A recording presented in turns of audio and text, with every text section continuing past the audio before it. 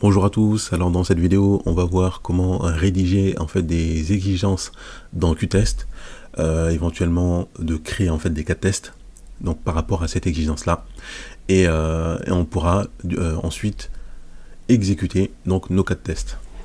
Là on va commencer donc directement, donc là je suis dans l'interface de Qtest, donc je vais aller dans l'onglet Requirements, donc exigences, donc là je suis en fait dans les dossiers. Et ce que je vais faire, c'est que on va partir du principe que ce dossier-là, c'est le dossier des exigences. Alors je vais faire un... Hop. Voilà, donc je vais partir directement d'ici, hein, donc sur le dossier. Et je vais cliquer ici sur New Requirement. Voilà, donc là il m'a créé une nouvelle exigence. J'ai mon titre, par exemple je vais mettre Ajout panier. Ici donc j'ai mon titre. J'ai le statut, le statut il est à new, ça c'est normal, nouveau. J'ai la priorité, donc je vais mettre un niveau de priorité, must have, should have. Donc je vais garder le niveau de priorité, type fonctionnel, on est bon. Donc assigné à, bon ici on va rien mettre, donc, mais c'est pour l'assigner effectivement donc à une personne. Pour la description, donc là on va mettre, donc voilà, donc c'est juste pour un exemple. Donc ici je vais mettre ajouter donc plusieurs produits dans un panier. Voilà, donc ça c'est une nouvelle fonctionnalité qu'on va implémenter, bien entendu. Donc c'est pour l'idée, donc c'est pour juste faire un petit test.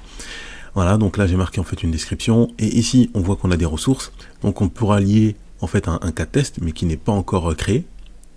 Voilà, on peut mettre donc des fichiers, et voilà, donc ça c'est le plus important. Donc ensuite je vais faire save. Donc voilà, donc là on va dire que on a notre exigence, donc on a notre, par exemple notre Jira ou notre US avec la description, et derrière, donc moi par rapport en fait à cette exigence là, je vais aller créer un cas de test. Donc là on était en fait sur l'onglet Requirements, là je vais changer maintenant d'onglet et je vais aller dans Test Design. Donc c'est à ce niveau là que je vais bien entendu donc créer en fait mon cas de test. Donc j'ai déjà, là je vais créer par exemple un dossier, comme ça en même temps on va voir, hop, là c'est pas bon. Je vais me mettre tout en haut et je vais créer le dossier. Voilà, comme ça il va se mettre ici. Donc là, test lié, on va dire à ajout de panier. Voilà. Donc il s'est mis à jour. J'ai mon dossier et je vais aller ajouter maintenant un cas de test. Ici. New cas de test. Ajout de panier. Nouveau statut, donc new. C'est un type, donc c'est type de test manuel. La version on regarde pas, assigné, donc ça sera le testeur qui sera assigné. La description, je peux mettre une description, mais de toute façon ensuite on va l'attacher en fait à une exigence. Donc voilà, donc là j'ai créé mon cas de test, et ici je vais ajouter des steps. Voilà, donc je vais mettre ici par exemple, aller sur Amazon, le résultat attendu, je vais faire ça. Je vais créer donc un nouveau step. Voilà. Hop. On va créer notre cas de test donc rapidement. Nouveau step. Donc là je mets tous mes steps. Hein. Je mets la description du step et bien entendu donc le résultat attendu. Donc là on voit aller sur Amazon, la page s'ouvre correctement. Ensuite on entre dans la zone de recherche ordinateur portable HP. Donc la page s'affiche avec 4 colonnes. Voilà, donc là c'est l'idée du test. Ensuite, on clique sur un produit quelconque et la page du produit s'affiche. On a les éléments suivants qui s'affichent, donc ajouter panier.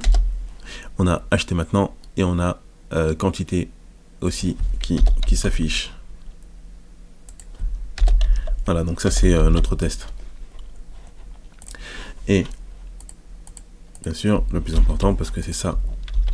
Voilà, donc c'est d'ajouter en fait deux quantités et de cliquer sur ajouter le panier.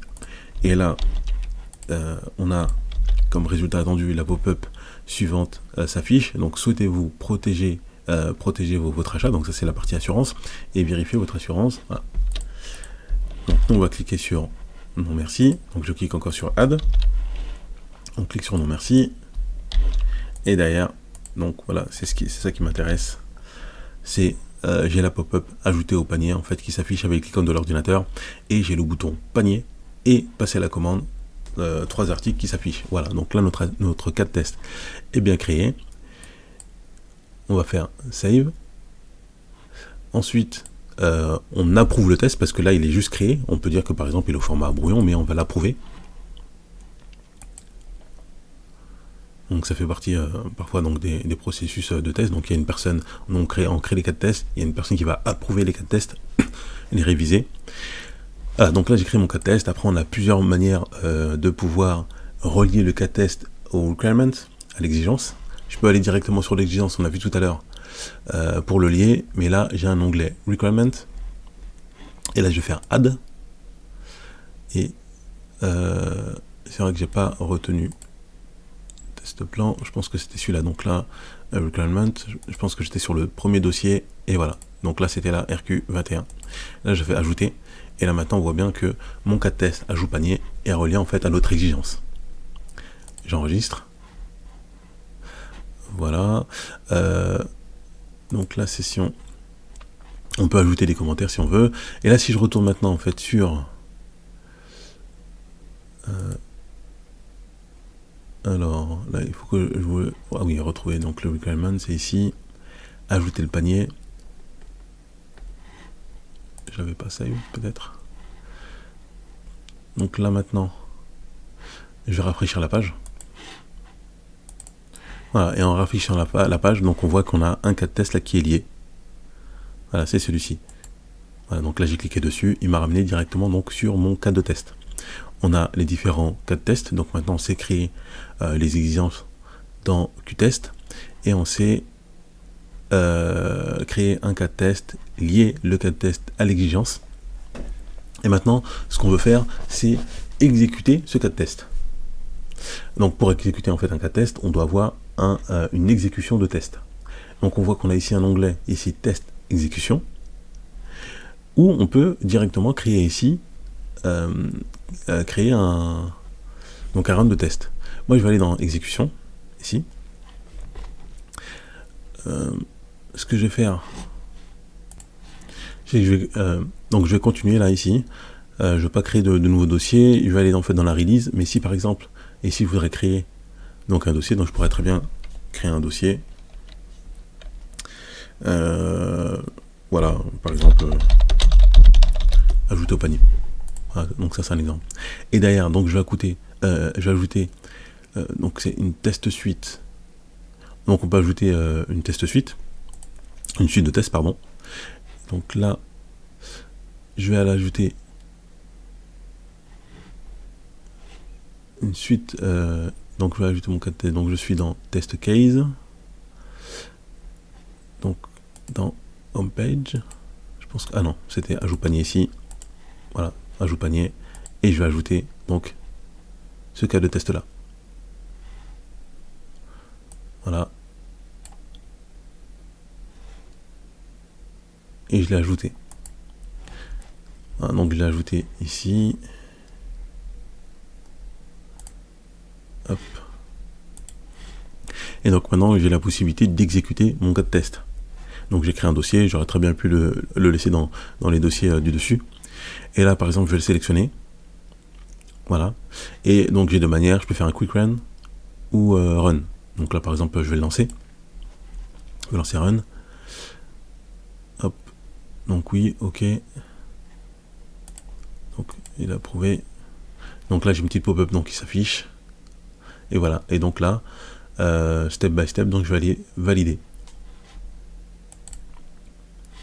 Donc on va dire que là, je vais faire mon premier test. Et je vais aller sur Amazon.fr. Donc je suis déjà ici. Ah, on va aller sur Amazon. C'est bon. Donc mon premier cas de test, il est bon. J'ai la pop-up ici. Donc je clique là, je le sélectionne, mon step. Je sélectionne ici le statut et je mets en paste. Voilà. Là je l'ai marqué. Hop. Et donc là, mon cas de test, là on voit un petit peu mieux. Mon cas de test là, il est en passe. Donc et les autres ils sont en non exécuté. Par exemple celui-ci, donc je vais aller, donc là c'est entrer dans la zone de recherche, donc on va mettre ordinateur HP, donc c'est bon, la zone de recherche elle fonctionne. Après je vais cliquer directement sur le produit, comme ça je vais pouvoir valider les deux lignes. Voilà. Et donc ici ça fonctionne bien, ces deux steps là, je vais les marquer en passe. Voilà, donc ils sont marqués en passe. Donc par exemple, là, ce que je vais faire, c'est que je vais faire un petit screen. Hop. Voilà. Et je vais dire, voilà, donc là je vais ajouter une petite pièce jointe. Donc on voit, hein, donc c'est plutôt pas mal. Donc je peux ajouter une pièce jointe, donc au cas de test. Et bon, là on a compris maintenant, donc je peux ajouter les différents statuts juste en sélectionnant en marque select step, et éventuellement donc on peut créer une anomalie. Imaginons par exemple que ce cas-là en fait il n'est pas bon, donc je vais sélectionner le statut failed. Bon, il y a incomplete, il y a blocked, voilà, donc là il est en failed, et là je peux très bien dire je veux créer en fait un bug. Donc soit je vais pouvoir l'associer, hop, voilà. Donc soit je vais pouvoir l'associer, donc submit a defect. Donc si je l'ai créé par exemple voilà dans Jira ou dans un autre outil, et je vais s'il a bien été lié, donc je vais prendre l'ID, je vais le chercher, il va le chercher et je vais pouvoir le récupérer. Sinon je peux créer new et d'ailleurs créer donc voilà une anomalie. Et on voit qu'il a récupéré directement le cas de test ici et qu'il a mis en fait en description. Voilà. Hop, là on va mettre test defect. Voilà, je vais juste mettre close. Voilà, donc là on voit qu'il y a une anomalie en fait qui a été créée. Et là si je vais dans l'onglet, donc là j'ai bien un attachment en fait que j'ai mis. Voilà. Donc là je vais enregistrer. Ah mince, ok. Hop.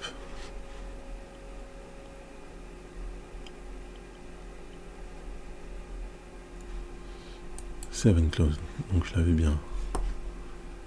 Je retourne sur mon test exécution. Voilà.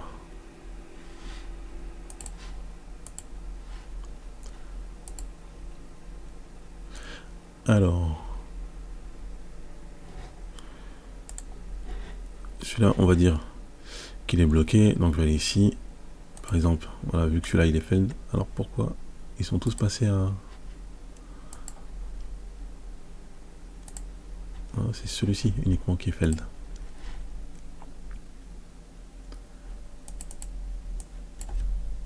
Voilà, 3. Alors, il n'est pas content.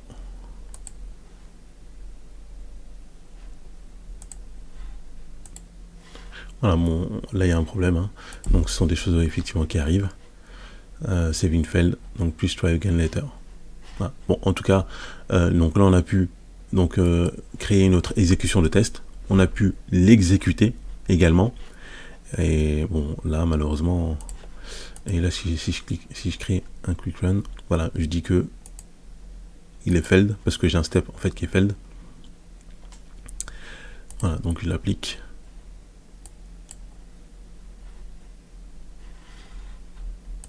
Voilà, donc là on pourra pas aller jusqu'au bout parce qu'il y a un petit problème effectivement donc avec donc avec la sauvegarde du test, mais on a pu au moins on a pu tout voir.